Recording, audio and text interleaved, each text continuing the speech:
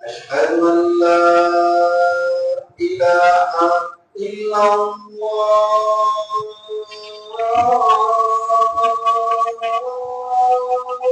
أشهد أن لا إله إلا الله أشهد أن لا إله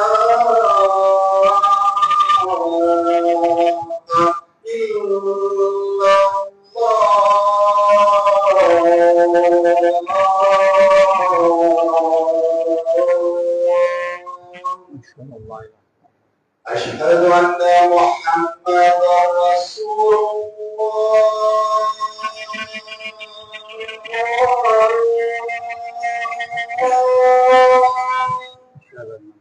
أشهد أن محمدا رسول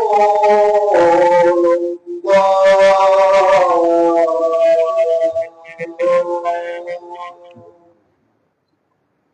حي على الصلاة حي على الصلاة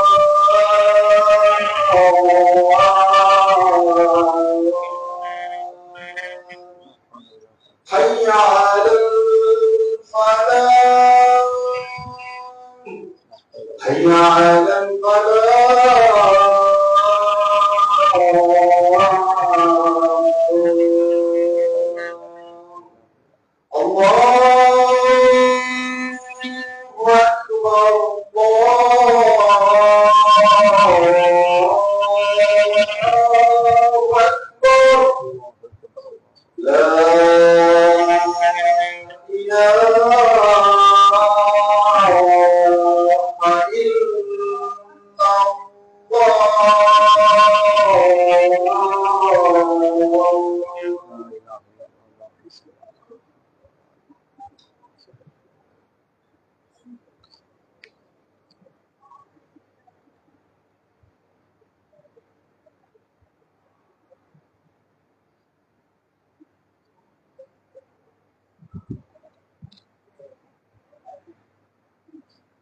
إن الحمد لله نحمده ونستعينه ونستغفره ونعوذ بالله من شرور أنفسنا ومن سيئات أعمالنا من يهده الله فلا مضل له ومن يضلله فلا هادي له وأشهد أن لا إله إلا الله وحده لا شريك له وأشهد أن محمدا عبده ورسوله أما بعد يا أيها الناس اتقوا ربكم الذي خلقكم من نفس واحدة وخلق منها زوجها وبث منهما رجالا كثيرا ونساء واتقوا الله الذي تساءلون به والأرحام إن الله كان عليكم رقيبا يا أيها الذين آمنوا اتقوا الله حق تقاته ولا تموتن إلا وأنتم مسلمون يا أيها الذين آمنوا اتقوا الله وقولوا قولا سديدا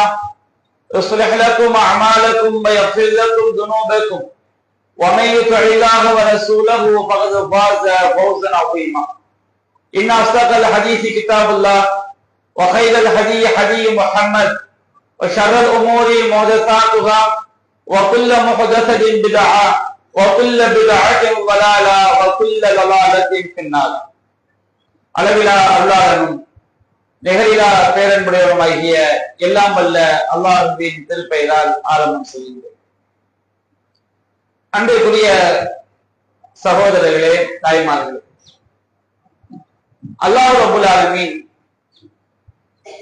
மனிதர்களாகிய நம்மை பல்வேறு மனிதர்கள் மீதும் உறவுகள் மீதும் பொருட்கள் மீதும் நேசம் கொண்டவர்களாக மோகம் கொண்டவர்களாக அல்லாஹ் படைத்திருக்கின்றார். அல்லாஹ் ரப்பல் ஆலமீன் திருமறை குர்ஆனில் மனிதனுடைய இயற்கை தன்மையை பற்றி அல்லாஹ் சொல்லும் பொழுது ஸுய்யின லின்னாஸி ஹுப்பு ஷஹவாத்தி மினன் நிஸா வல் பனீன், பெண்களையும் ஆண் மக்களையும் வல் கனாதீரில் முகந்தரத்தி மினல் ஸஹபி வல் ஃபில்லா, தங்கம் வெள்ளி குவியல்களையும் வல் கைலில் முஸவ்வமா, அடையாளமிடப்பட்ட குதிரைகளையும் கால்நடைகளையும் விவசாயத்தையும் நேசிப்பது மனிதர்களுக்கு அலங்காரமாக்கப்பட்டுள்ளது என்று அல்லாஹ் குறிப்பிடுகின்றார். மனிதர்களாகிய நாம் நமக்கு இந்த உலகத்தில் எவையெல்லாம் இன்பம் தரும், பயன் தரும், நல்வாழ்க்கையை தரும் என்று நம்புகின்றோமோ அவற்றையெல்லாம் நாம் நேசிக்கக்கூடிய மக்களாக நாம் இருக்கின்றோம். அதே நேரத்தில் இந்த உலகில் நாம் நேசிக்கக்கூடிய சில விஷயங்கள் மறுமையில் நமக்கு கேடாகவும் வந்து முடியும். அந்த அடிப்படைகளில் முக்கியமான சில விஷயங்களைத்தான் நாம் பார்க்க இருக்கின்றோம். ஒரு மனிதன், பெரும்பாலான மனிதர்கள் தங்களை பெற்றெடுத்த பெற்றோர்களை அவர்கள் நேசிக்கின்றார்கள். நம்முடைய மார்க்கம் பெற்றோருக்கு பணிவிடை செய்ய வேண்டும், பெற்றோர்களை நேசிக்க வேண்டும் என்று ஏராளமான திருமறை வசனங்களும் நபிமொழிகளும் நமக்கு வலியுறுத்துகின்றது. பெற்றோர்களுக்கு செய்யக்கூடிய பணிவிடை என்பது நம்மை சொர்க்கத்தில் கொண்டு போய் சேர்க்கக்கூடியது என்று நம்முடைய மார்க்கம் சொல்லி காட்டுகிறது. அதே நேரத்தில் ஒரு மனிதனுக்கு அவனுடைய பெற்றோர்களும் சோதனையாக அமையக்கூடும். மறுமையில் அவனை நரகத்தில் கொண்டு போய் சேர்க்கக்கூடிய ஒரு சோதனையாக அவனை பெற்றெடுத்த பெற்றோர்களே அவனுக்கு அமையக்கூடும் என்பதை நபிகள் நாயகம் ஸல்லல்லாஹு அலைஹி வஸல்லம் நமக்கு சொல்லி காட்டுகிறார்கள். அல்லாஹ்வின் தூதர் சொன்னார்கள், குல்லு மௌலூதின் யூலது அலல் ஃபித்ரா, எல்லா குழந்தைகளும் இயற்கை மார்க்கத்தில் தான் பிறக்கின்றது.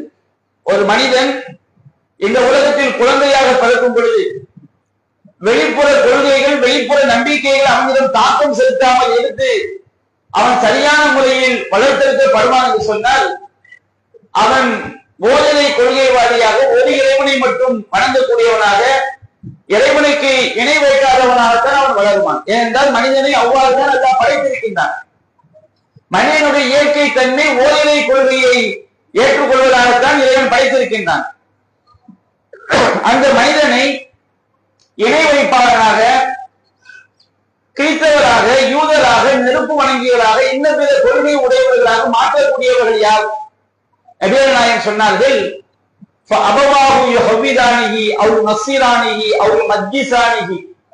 அவனுடைய பெற்றோர்கள் தான், அவனுடைய தாயும் தந்தையும் தான் அவனை கிறிஸ்தவ கொள்கையை பின்பற்றக்கூடியவராகவோ அல்லது யூதர்களுடைய கொள்கையை பின்பற்றக்கூடியவர்களாகவோ அல்லது நெருப்பு வணங்கிகளுடைய கொள்கையை பின்பற்றக்கூடியவர்களாகவோ பெற்றோர்கள் தான் அவனை மாற்றுகிறார்கள்.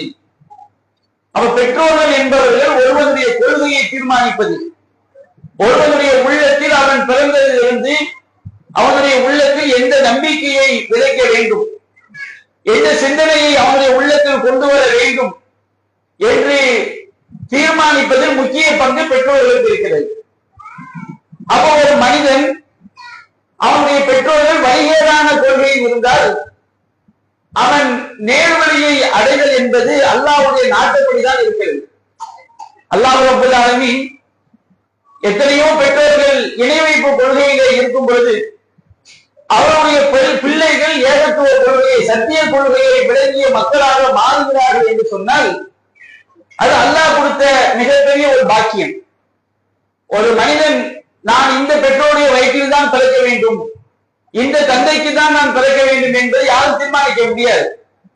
அல்லாஹ் ரப்பல் ஆலமீன் அவன் யாருடைய குழந்தையாக, யாருடைய சந்ததியாக, யாருடைய வயிற்றில் பிறக்க வேண்டும் என்று நாடுகிறானோ அப்படித்தான் ஒவ்வொரு மனிதனும் பிறக்க முடியும். நான் சாலிகான ஒரு பெற்றோருக்கு தான் பிறக்க வேண்டும் என்று முன்கூட்டியே என்னால் தீர்மானிக்க முடியாது. சிந்திக்கக்கூடிய அறிவு மனிதனுக்கு குறிப்பிட்ட வயதில், பருவ வயதில் அடைந்த பிறகுதான் அவனுக்கு வருகிறது. அப்ப அல்லாஹ் ரப்பல் ஆலமீன் பெற்றோர்கள் தவறான கொள்கையில் இருந்தும் ஒரு பிள்ளை நேரான பாதைக்கு வருகிறார் என்று சொன்னால், சரியான கொள்கை அவனுக்கு கிடைக்கிறது என்று சொன்னால் அது அல்லாஹ்வுடைய மிகப்பெரிய கிருபை, மிகப்பெரிய நாட்டம், மிகப்பெரிய ஒரு அருள் என்பதில் யாரும் அதை செய்ய முடியாது, சந்தேகிக்க முடியாது. அவ்வளவு பெரிய பேரருள். பெற்றோர்கள் நல்லவர்களாக இருந்தால் அந்த பிள்ளை நல்லவர்களாக இருப்பார் என்றும் சொல்ல முடியாது. நூஹ் அலைஹிஸ்ஸலாம் அவருடைய வரலாற்றை நாம் பார்க்கிறோம். நூஹ் அலைஹிஸ்ஸலாம் அவர்கள் மிகச் சிறந்த நல்லடியாராக இருந்தார்கள். ஆனா அவருடைய பிள்ளை அவர்கள் நேர்வழியை சொல்லியும் அவன் நேர்வழி அடையவில்லை. அதே போன்று பெற்றோர்கள் வழிகட்ட கொள்கையில் இருந்தாலும் பிள்ளைகள் நேர்வழிக்கு அல்லாஹ்வினால் வருவார்கள். இப்ராஹிம் நபியுடைய வரலாற்றை பார்க்கிறோம். இப்ராஹிம் அலைஹிஸ்ஸலாமுடைய தந்தை ஆசர் அவர்கள் வழிகேட்டிலே இருந்தும் இணை வைப்பிலே இருந்தும் அல்லாஹ் ரப்பல் ஆலமீன் அவருடைய பிள்ளையாக இப்ராஹிம் அலைஹிஸ்ஸலாம் அவர்களுக்கு அல்லாஹ் நேரான பாதையை அல்லாஹ் கொடுத்தான். நபிகள் நாயகம் ஸல்லல்லாஹு அலைஹி வஸல்லம் அவர்களை வளர்த்தெடுத்த அபூ தாலிப் அவர்கள் இணை வைப்பு கொள்கையை மரணித்தாலும் நபிகள் நாயகம் ஸல்லல்லாஹு அலைஹி வஸல்லம் அவர்களுக்கு அல்லாஹ் சத்திய தூதராக, இறை தூதராக, சொர்க்கவாதிகளின் தலைவராக அல்லாஹ் ரப்பல் ஆலமீன் நபிகள் நாயகம் ஸல்லல்லாஹு அலைஹி வஸல்லம் அவர்களை அல்லாஹ் தேர்ந்தெடுத்தான்.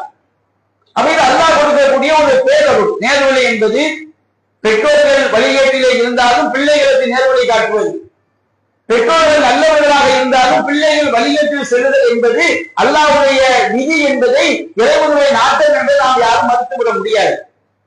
அப்ப பெற்றோர்கள் மூலமாக ஒருவனுடைய கொள்கை தீர்மானிக்கப்படுகிறது, அவனுடைய மறுமை வெற்றி தீர்மானிக்கப்படுகிறது. ஒன்று அவன் சொர்க்கத்திற்குரியவனாகவோ நரகத்திற்குரியவனாக தீர்மானிப்பதில் அவருடைய பெற்றோர்கள் முக்கிய பங்காற்றுகிறார்கள். அந்த பெற்றோர்களுடைய அந்த வழிகேட்டில் இருந்து ஒரு பிள்ளை தப்பிக்க வேண்டும் என்றால் அது இறைவனுடைய அருளை கொண்டே தவிர வேறில்லை என்பதை நாம் மறந்துவிட முடியாது. அதே நேரத்தில் மனிதன் சிந்திக்கக்கூடிய பருவத்தை அடைந்த பிறகு அவனுக்கு இன்னும் பல சோதனைகள் ஏற்படுகிறது. நம்முடைய வாழ்க்கையில் ஏராளமான சோதனைகளை நாம் சந்திக்கின்றோம். நாம் குறிப்பிடுவது திருமறை குர்ஆன் சொல்லக்கூடிய, நபிகள் நாயகம் சொல்லி காட்டிய மிக முக்கியமான ஒரு சில சோதனைகளை பற்றித்தான் நாம் தெரிந்து கொள்ள இருக்கின்றோம். ஒரு மனிதனுடைய கொள்கையை தீர்மானிப்பதில் முக்கிய பங்காற்றக்கூடியவர்கள் அவனுடைய நெருங்கிய உற்ற நண்பர்களாக இருக்கிறார்கள். நண்பர்கள் என்று சொன்னால் நாம் எல்லோரோடும் பழகுவோம். ஒரு ஆளை கண்ட தெரிஞ்சவர்கள் ஒருவருக்கு ஆயிரக்கணக்கில் இருப்பார்கள். சிலரை பார்த்தால் நாம் சலாம் சொல்வோம், நல்லா இருக்கிறேன் கேட்போம், அதோடு அந்த நட்பு என்பது முடிந்து போய்விடும்.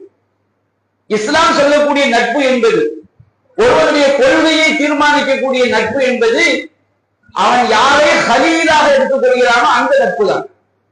ஹலீல் என்றால் என்ன? ஹலீல் என்று சொன்னால் இவனுடைய பிரத்யேக பாசத்தை அந்த இருவர் மீதும் இவன் காட்டுவான். அல்லாஹ் ரப்பல் ஆலமீன் இப்ராஹிம் அலைஹிஸ்ஸலாம் அவர்களையும் நபிகள் நாயகம் ஸல்லல்லாஹு அலைஹி வஸல்லம் அவர்களையும் அல்லாஹ் ஹலீலாக எடுத்துக்கொண்டான்.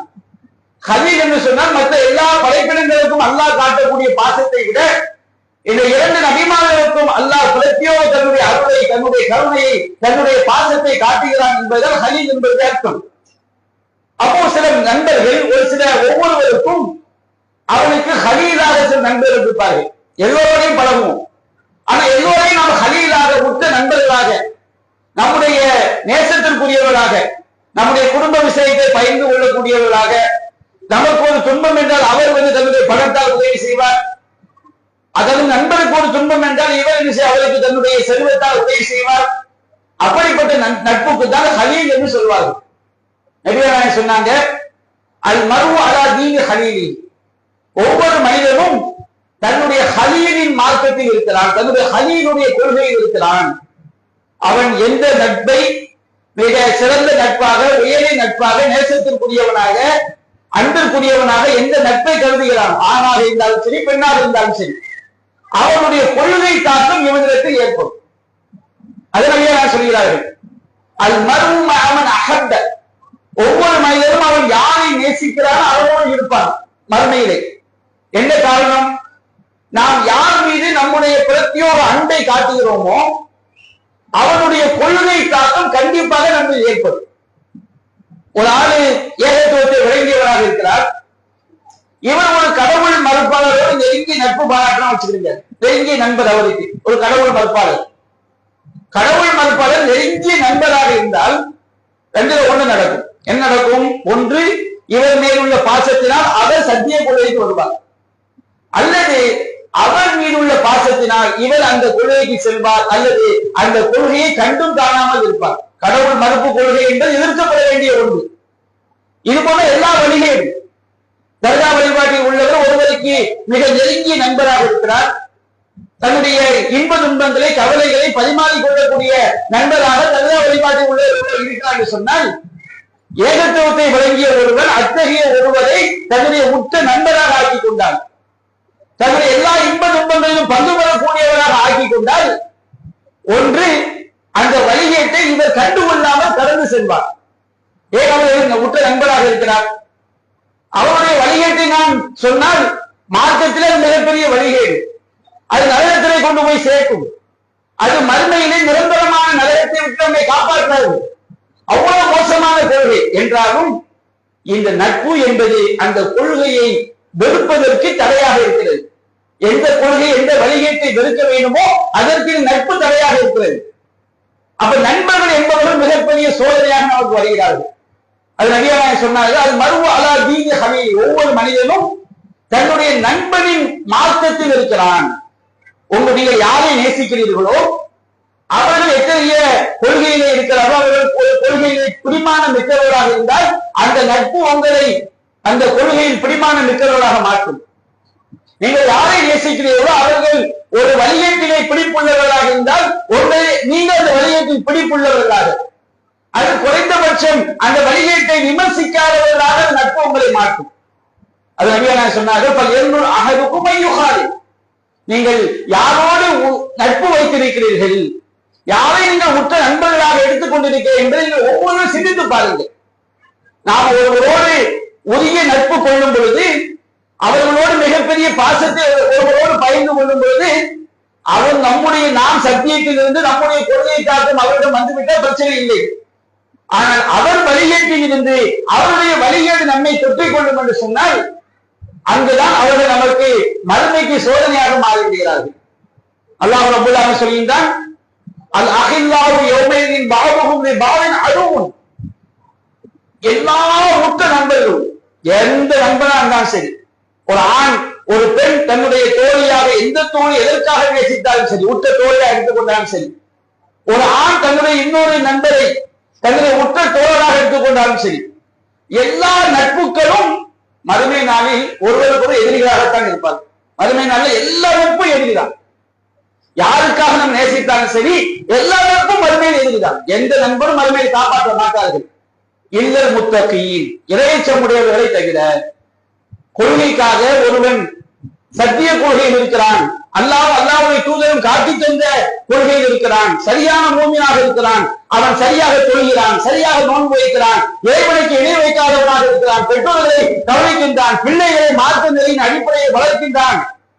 அத்தகைய இறையச்சவாதிகளோடு சத்தியத்திற்காக, தீனுக்காக, மார்க்கத்திற்காக நேசம் கொள்கிறார்களே, இந்த இறையச்சமுடைய நண்பர்களை தவிர மற்ற எல்லா நட்பும் மறுமையில் எதிரி என்று அல்லாஹ் சொல்லி காட்டுகிறார். எல்லா நட்பும் மறுமையில் எதிரி. நபிகள் நாயகம் ஸல்லல்லாஹு அலைஹி வஸல்லம் அவர்கள் அதை நமக்கு அழகாக எச்சரிக்கை செய்கிறார்கள். நல்ல நண்பனுக்கு உதாரணம் கஸ்தூரி விற்பவனை போன்று. நாம் நல்ல கொள்கையில் உள்ளவரை ஒருவன் நண்பராக எடுத்துக்கொண்டால் அந்த நல்ல நண்பரோடு இவன் பழகும் பொழுது கஸ்தூரி வாசம் இவனுக்கு கிடைக்கும். அவர் அந்த கஸ்தூரி அவனுக்கு அன்பளிப்பாக கொடுப்பார். அது இவன் விலை கொடுத்தாலும் கஸ்தூரியை வாங்கிக் கொள்வான். தீய நண்பனுக்கு உதாரணம் கொல்லனின் பட்டறையை போன்று. கொல்லனின் பட்டறை எப்படி இருக்கும்?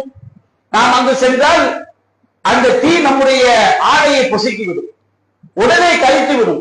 இரண்டும் இல்லாவிட்டாலும் அந்த வெப்பத்தையாவது உணர வேண்டிய நிலைமை ஏற்படும். இதுதான் நட்பின் மூலமாக நமக்கு ஏற்படக்கூடிய சூழல் என்பதை மார்க்கம் சொல்லி காட்டுகிறது. மூன்றாவது, ஒருவருக்கு மிகப்பெரிய சோதனையாக அமையக்கூடியது மூன்றாவது, நான்காவதும், ஐந்தாவதும் அவனுடைய மனைவி, அவனுடைய செல்வம், அவனுடைய பிள்ளைகள்.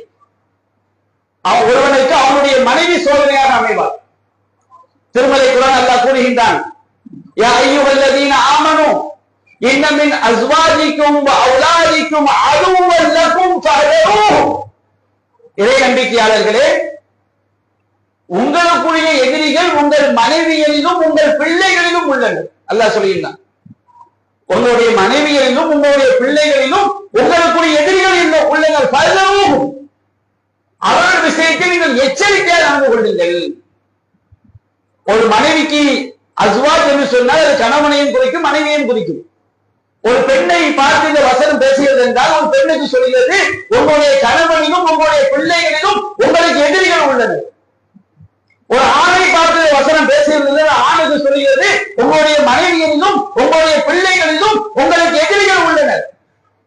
அதற்கு அடுத்த வசனத்தை அல்லாஹ் சொல்லுகிறான், இன்னமா அம்வாலுக்கும் அவுலாதுக்கும் ஃபித்னா, உங்களுடைய செல்வங்களும் உங்களுடைய பிள்ளைகளும் உங்களுக்கு சோதனைகள் என்று அல்லாஹ் குறிப்பிடுகின்றான்.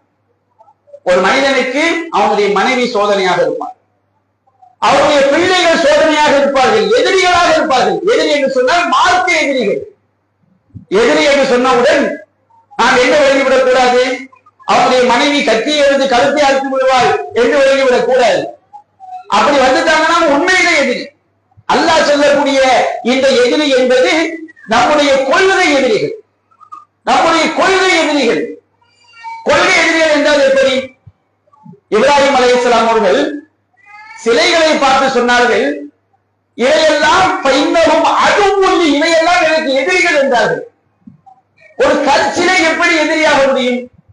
அந்த சிலை வழிபாட்டிலே ஒருவன் ஈடுபட்டால் அந்த சிலை வழிபாடு அவனை நரகத்தில் கொண்டு போய் சேர்க்கும். அப்ப எந்த காரியங்கள் எல்லாம் மறுமையில் நமக்கு நஷ்டத்தை உண்டாகுமோ அந்த காரியங்களை எல்லாம் எதிரி என்று இஸ்லாம் சொல்லி காட்டுகிறது. ஒரு காரியம், ஒரு மதுவை அருந்துவது நமக்கு எதிரி. ஏன்? ஒருவன் மது அருந்தினால் அவன் நரகத்தில் போய் சேருவான்.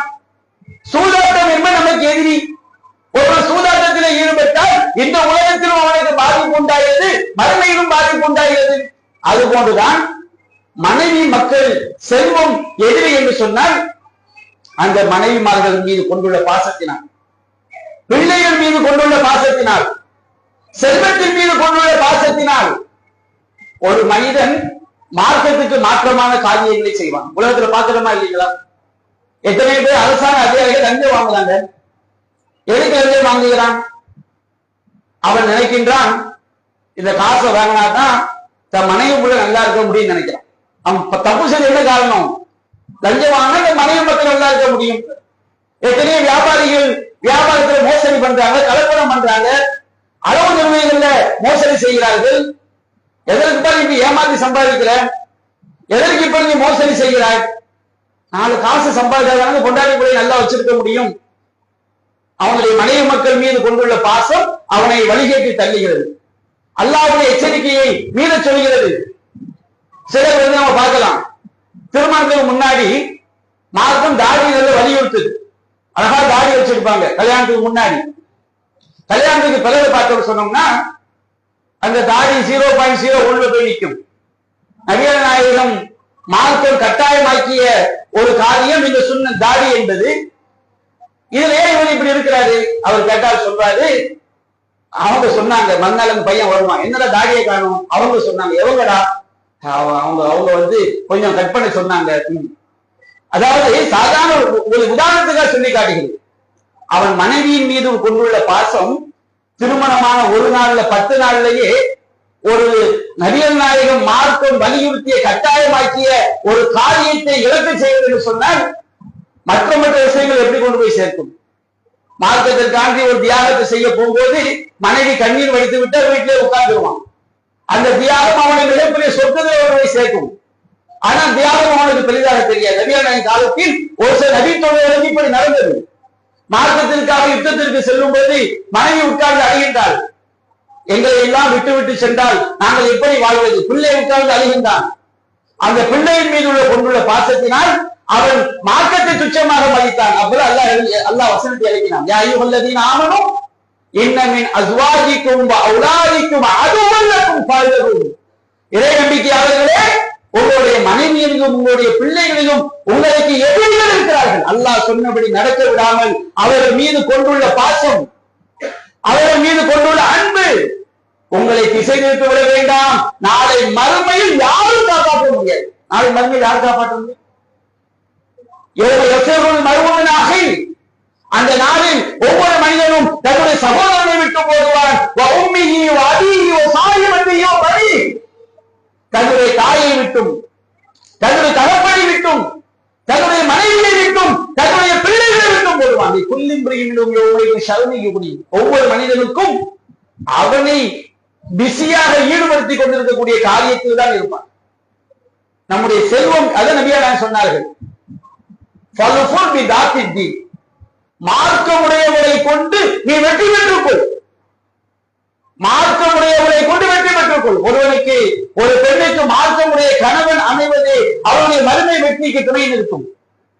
ஒரு கணவனுக்கு மார்க்கத்திற்கு துணை நிற்கக்கூடிய மனைவி அமைவது அவருடைய மதுரை வெற்றிக்கு துணை நிற்கும். மக்கள் எல்லாம் அதிகமாக ஒரு பெண்ணுடைய அழகுக்காக, ஒரு பெண்ணுடைய செல்வத்திற்காக, ஒரு பெண்ணுடைய குடும்ப பாரம்பரியத்திற்காக மனம் முடிக்கிறார்கள். மிக குறைவானவர்கள் ஒரு பெண் மார்க்கம் உடையவள், மார்க்கத்தில் தனக்கு துணையாக நிற்பாள், சொர்க்கம் செல்வதற்கு துணையாக நிற்பாள். சில பெண்கள் இவன் நமக்கு சொர்க்கம் செல்வதற்கு துணையாக நிற்பான் என்கின்ற நோக்கத்தை வைத்து கணவன் மனைவியை தீர்மானிப்பது ரொம்ப கம்மிதான். நபிகள் சொன்னார்கள், மார்க்கம் உடையவரை கொண்டு வெற்றி பெற்றுக் கொள். அது துன்யா குல்லுஹா மத்தா, இந்த உலகம் முழுவதும் வாழ்வதற்கேற்ற வசதி. மத்தா துன்யா மதத்து சாரிஹா, இந்த உலக வசதிகளிலே சிறந்தது நல்லொழுக்கமுடைய மனைவி. நபிகள் சொன்னார்கள். பிள்ளைகளுக்கு நபிகள் சொன்னார்கள், எத்தனையோ நபிமார்கள் குழந்தைகளுக்காக எங்களுக்கு பிள்ளை வேண்டும் என்று துஆ செய்யவில்லை. ரப்பி ஹப்லி மினஸ் சாலிஹீன், இறைவா நல்லொழுக்கமுடைய பிள்ளைகளை எங்களுக்கு தருவாய். ஜக்கரியா அலைஹிஸ்ஸலாமுடைய பிரார்த்தனை, இப்ராஹிம் அலைஹிஸ்ஸலாமுடைய பிரார்த்தனை, ரப்பி ஹப்லி மினஸ் சாலிஹீன், இறைவா நல்லொழுக்கமுடைய பிள்ளைகளை தருவாயாக. ரப்பனா ஹப்லனா மின் அஸ்வாஜினா வ ذُرِّيَّاتِنَا குர்ரத அய்யுன், இறைவா எங்களுடைய வாழ்க்கை துணைகளிலும் எங்களுடைய சந்ததிகளிலும் எங்களுக்கு கண்குளிர்ச்சியை ஏற்படுத்துவாயாக. வஹப்லனா மின் லதுன்க ரஹ்மா, உன் புறத்திலிருந்து கருணையை பொழிவாயாக. எங்களை நீங்கள் இறையச்சமுடையவர்களுக்கு ஜஅல்னாலில் முத்தகீன இமாமா, இறையச்சமுடையவர்களுக்கு எங்களை முன்மாதிரியாக ஆக்குவாயாக. ஒரு மனைவி மார்க்கமுடையவளாக அமைந்து விட்டால் அவள் மறுமை வெற்றிக்கு வழிகாட்டுவார். பிள்ளைகள் மார்க்கமுடையவளாக அமைந்து விட்டால் அவர்கள் பெற்றோரை மறுமை வெற்றிக்கு வழிகாட்டுவார்கள். இறுதியாக செல்வம், செல்வத்தை பற்றி சுருக்கமாக இரண்டாவது உரையில் காண்போம் என்று கூறி என்னுடைய முதல் உரையை நிறைவு செய்கின்றேன். வாஹு தஅவானா அல்ஹம்துலில்லாஹி ரப்பில் ஆலமீன்.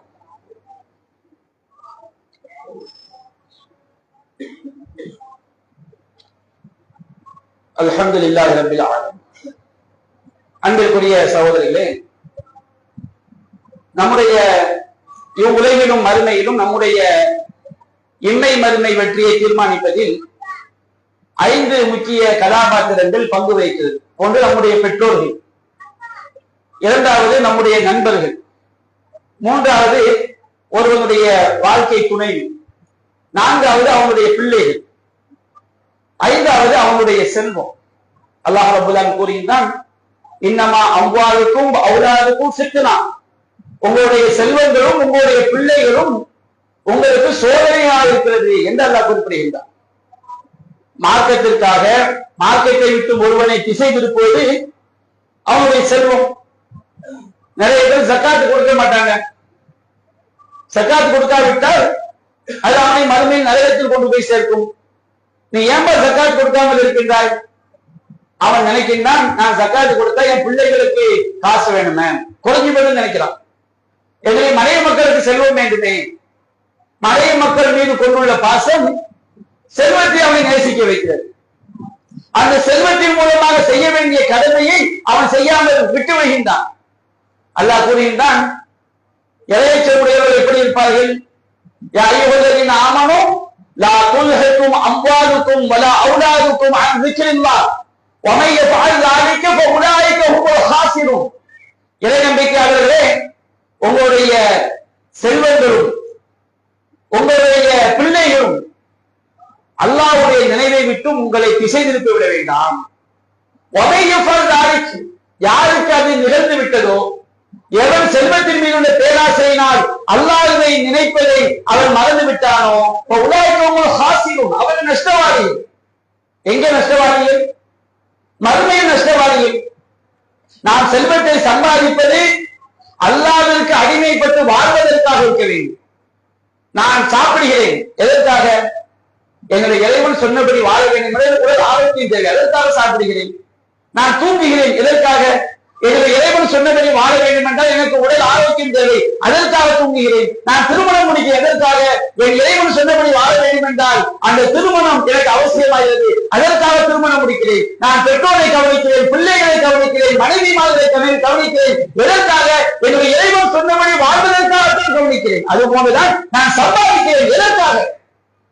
என்னுடைய இறைவன் சொன்னபடி வாழ்வதற்காக சம்பாதிக்கிறேன்.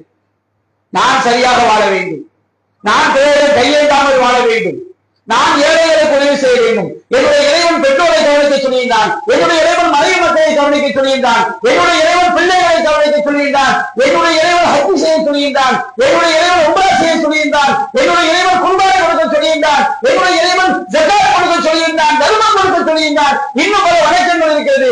என்னுடைய இறைவனுக்கு அடிமைப்பட்டு வாழ்வதற்காக நான் சம்பாதிக்கின்றேன். சம்பாத்தியத்துடைய நோக்கம் இதுன்னு வச்சுக்கிடுங்க. நான் மாளிகைகளை கட்ட வேண்டும், கோபுரங்களை கட்ட வேண்டும், உலகத்தில் நான் எல்லா இன்பங்களையும் அனுபவிக்க வேண்டும் என்று ஒருவனுடைய சம்பாத்தியத்தின் நோக்கம் இறைவனுக்கு அடிமைப்பட்டு வாழ வேண்டும் என்பதை தாண்டி செல்லும் என்று சொன்னால் கண்டிப்பாக அவனுடைய செல்வம் அவன் செல்வத்திற்கு அடிமையாகிவிட்டான். நிறைய பேர் நினைக்கிறாங்க சிலையை கும்பிட்டா மட்டும்தான் ஷிர்க்கு, தர்காவை போய் சஜிதா பண்ணாம ஷிர்க்கு அப்படின்னு நினைக்கிறாங்க. அப்படி கிடையாது. அல்லாஹ்வுடைய மார்க்கத்தை விட காசுக்கு அடிமையானாலும் ஷிர்க்கு தான். நபிகள் நாயகம் சொன்னார், தைஸ அப்துல் தீனார் வ அப்துல் திர்ஹம் வ அப்துல் ஹமீஸ் வ அப்துல் ஹமீல். தங்கம் வெள்ளி காசுக்கு அடிமையானவன், தங்க காசுக்கு அடிமையானவன், வெள்ளி காசுக்கு அடிமையானவன், மென்பட்டு போதைகளுக்கு அடிமையானவன், பட்டாடைகளுக்கு அடிமையானவன் நாசமடைந்து விட்டான். அல்லாஹ்வுக்கு அடிமையா இருக்கணும். தங்கத்துக்கு அடிமையாயிட்டா, காசுக்கு அடிமையாயிட்டா, உலக சுகமுகங்களுக்கு அடிமையாகிவிட்டால் அல்லாஹ் தந்தால் அனுபவிக்கலாம் என்பது வேறு. அதுதான் லட்சியம். எனக்கு காசுதான் முக்கியம், மார்க்கம் இல்லை. வட்டி வாங்கி சம்பாதிப்பேன், ஏமாற்றி சம்பாதிப்பேன், அடுத்தவனுக்கு மோசடி செய்ய சம்பாதிப்பேன், கலப்படம் செய்ய சம்பாதிப்பேன், எப்படி வேண்டுமானாலும் நான் சம்பாதிப்பேன், எனக்கு காசுதான் வாழ்க்கை, காசே தான் கடவுள் என்று ஒருவன் சொல்வான்னு சொன்னால் இவன் சிலையை வணங்காம இருக்கிறதுனால நிரந்தரமான சொர்க்கத்துக்கு போயிடுவான்னு கிடையாது. நீ காசுக்கு நம்ம அடிமையானா நிரந்தரமான நரகம் தான். உலகத்து மோகத்திற்கு அடிமையாகிவிட்டால் அல்லாஹ்வுடைய மார்க்கத்தை விட உலக மோகம் நம்மை மிகைத்து விடும் என்று சொன்னால் அதுவும் இணை வைக்கக்கூடிய கொள்கை. அல்லாஹ் காப்பாற்ற வேண்டும். யார் அல்லாஹ்வுக்கு இணை வைக்கிறானோ அவருக்கு அல்லாஹ் சொர்க்கத்தை ஹராமாக்கி விட்டான். நீ பார்க்கணும், கூட பிறந்த அண்ணன் தம்பிக்கு அக்கா தம்பிக்கு சொத்துல பங்கு கொடுக்கிறது கிடையாது. ஏன்? சொத்துல கொடுத்தா என்ன, வாப்ப சொத்து தானே, அத்தாவுடைய சொத்து தானே, பங்கு கொடுத்தால் என்ன? சில குடும்பங்களை பார்த்தா பெண் பிள்ளைகள் எல்லாம் ஒன்று சேர்ந்து ஆண் மக்களுக்கு எதுவும் இல்லாமல் சுருட்டிக் கொள்கிறார்கள். சில குடும்பங்களை பார்த்தா ஆண் மக்கள் எல்லாம் ஒன்று சேர்ந்து பெண் பிள்ளைகளுக்கு எதுவும் கொடுக்காமல் சுருட்டிக் கொள்கிறார்கள்.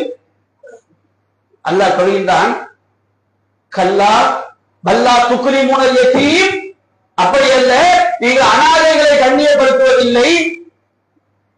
வதுஹிப்பூனல் மால ஹுப்பன் ஜம்மா, கல்லா பல்லா துக்குரி மூணல் யதீம் வலா தஹாமூன அலா துஆமில் மிஸ்கீன், ஏழைகளுக்கு உணவளிக்குமா நீங்கள் தூண்டுவதில்லை. வதர்குலூன துராத அக்லல் லம்மா, அடுத்தவர்களுக்கு சேர வேண்டிய வாரிசு சொத்துக்களை நீங்கள் ஒட்டுமொத்தமாக விழுங்கிக் கொள்கிறீர்கள். தகப்பனார் சொத்துல 1 லட்சம் ரூபாய் விட்டுட்டு போனா, 3 லட்சம் ரூபாய் விட்டுட்டு போனா, ஆண் மக்களுக்கு 2 லட்சம், பெண் மக்களுக்கு 1 லட்சம். ஒரு ஆணுக்கு எவ்வளவு கிடைக்குது அதுல பாதி பெண் மக்களுக்கு உண்டு. பல குடும்பங்கள்ல பாருங்க, செல்வத்தின் மீது கொண்டுள்ள பேராசை பெண் மக்களுடைய சொத்துக்களை சேர்த்து முழுங்குறாங்க. தற்குலூன துராத அக்லல் லம்மா, பிறருடைய வாரிசு சொத்துக்களை நீங்கள் மொத்தமாக சாப்பிட்டு விடுகின்றீர்கள். துஹிப்பூனல் மால ஹுப்பன் ஜம்மா, செல்வத்தை நீங்கள் மிக அளவு கடந்து நேசிக்கிறீர்கள். அல்லாஹ் நமக்கு எச்சரிக்கை செய்கிறான். கல்லாயிடா துக்கத்தில் அவங்க தக்கன் தக்கா, இந்த பூமி பொடி பொடியாக வெடித்து செல்லும் போது, கல்லாயிடா துக்கத்தில் அவங்க தக்கன் தக்கா ரப்புக வல் மலக்கு சஃபன் சஃபா வஹிய யௌமைதி ஜஹன்னம், உமது மலக்குமார்கள் அணிவகுத்து நிற்க உமது இறைவன் வருவான். வஹிய யௌமைதி ஜஹன்னம், அந்த நாளில் நரகம் கொண்டு வரப்படும். யௌமைதின் யததக்கருல் இன்சான் அன்னா யذكرா, அந்த நாளில் மனிதன் படிப்பினை பெறுவான், நல்லுணர்வு பெறுவான், பாடம் பெறுவான். அந்த படிப்பினையால், அந்த பாடத்தினால், அந்த நல்லுணர்வால் எந்த பயன்? அல்லாஹ் கேட்கிறான், அன்னா யذكرா. அன்றைய தினம் மறுமையின் படிப்பினை பெற்று அந்த உபதேசம் யாருக்கு பயனளிக்க போகிறது? فَيَوْمَئِذٍ لَا يُعَذِّبُ عَذَابَهُ أَحَدٌ وَلَا يُوثِقُ وَثَاقَهُ أَحَدٌ. அந்த நாளில் அல்லாஹ்வை போன்று கடுமையாக தண்டிப்பவன் யாரும் இல்லை, அல்லாஹ்வை போன்று கட்டுக்களை இறுக்கி கட்டுபவனும் யாரும் இல்லை. அன்பிற்குரிய சகோதரர்களே, அல்லாஹ் ரப்பல் ஆலமீன் நம்முடைய இன்மை மறுமை வெற்றிக்கு சோதனையாக எவற்றை எல்லாம் ஆக்கியிருக்கிறானோ அந்த சோதனைகளில் நாம் கவனமாக வாழ்ந்து நம்முடைய மறுமைக்காக நம்மை தயார்படுத்திக் கொள்ள வேண்டும். அல்லாஹ் ரப்பல் ஆலமீன் அப்படிப்பட்ட நன்மக்களாக நம் அனைவரையும் ஆய்ச்சாளர்களாக அல்ஹம்துலில்லாஹி ரப்பில் ஆலமீன். அஸ்ஸலாமு அலைக்கும் வரஹ்மத்துல்லாஹி வபரகாத்துஹு.